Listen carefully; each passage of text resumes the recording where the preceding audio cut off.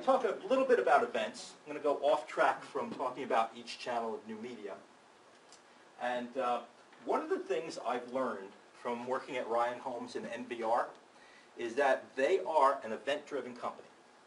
And what I mean by that, and I don't even think they know that, is that they have, everything they do is an event. They have sales events. Twice a year they have a sales contest. And really a lot of focus is on making sure you make the numbers for that contest. Because if you win the contest, if you make the numbers, then you go to Puerto Rico, or they send you to Jamaica, or they give you money. And that's really, for sales reps, really focuses them in. They also, quarterly, have smaller contests where they'll take you out to dinner, or they'll buy gas for your car. So they're always thinking about some sort of sales events. Even weekly, once a month we used to have a phone-a-thon. And even during the phone-a-thon, whoever got the most calls would get a prize, like an iPod or a check for $150. And whoever converted the most appointments from those calls would then a week later get some other type of something. So everything is an event with sales. Management events, quarterly.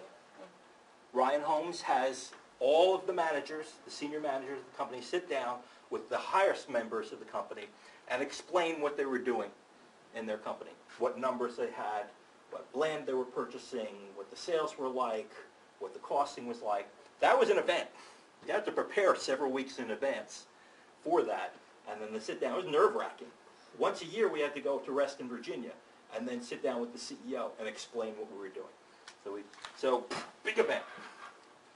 Quality events. Twice a year, Ryan Homes has this thing called Shiny Face. And what it is that everything has to be perfect. The models, the grass, the sales offices, the sales reps, and all the senior managers in the region would get in a minivan and visit every single one of the communities over a 1 or 2 day period. It was called Shiny Face. And they would, walk through and would give the white glove treatment, comment, criticize.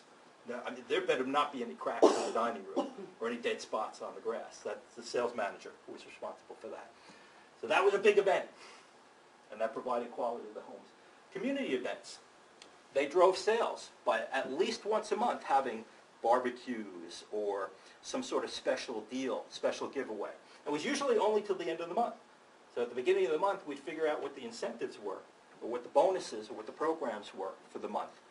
And we'd say, okay, you got it for a month. And you tell people, at the end of the month, this ends. And that drove sales.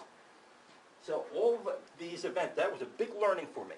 It's always got some event going which focuses people's attention, whether it be the employees or the customers and clients.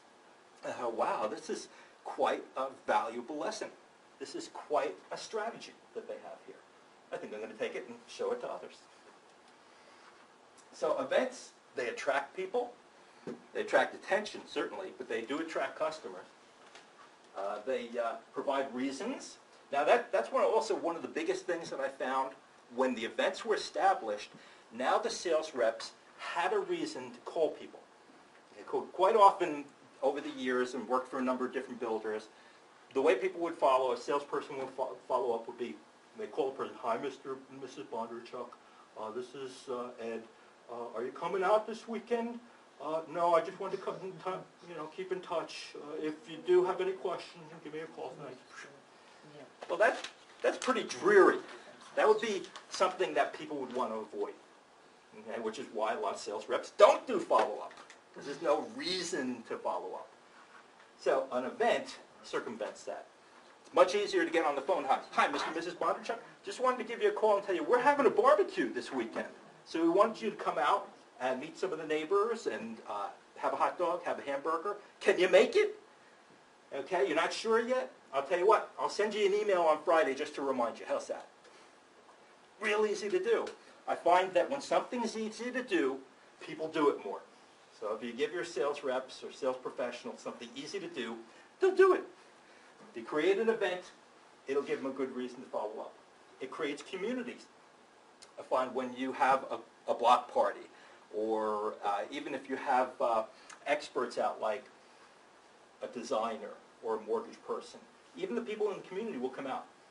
And then if you get them to talk to existing potential customers, that's great, as long as you've done a good job with the quality of the home. It provides content for your website. Once you establish events, you can post them in your blog. You can put them on your front page. You can send emails on it. You can video it. It's cost effective. But generally, when we're doing events, we'd spend about $500 for a caterer. But that's a lot cheaper than a $3,000 ad in the Star-Ledger or the Philadelphia Inquirer. And it drew just as many people. And usually they were good quality people. People who I knew that the sales reps had gotten on the phone to call and say, come out to our event. It's also fun. I find events are usually, because they gain attention, and because there's food involved most of the time, people find them a lot of fun.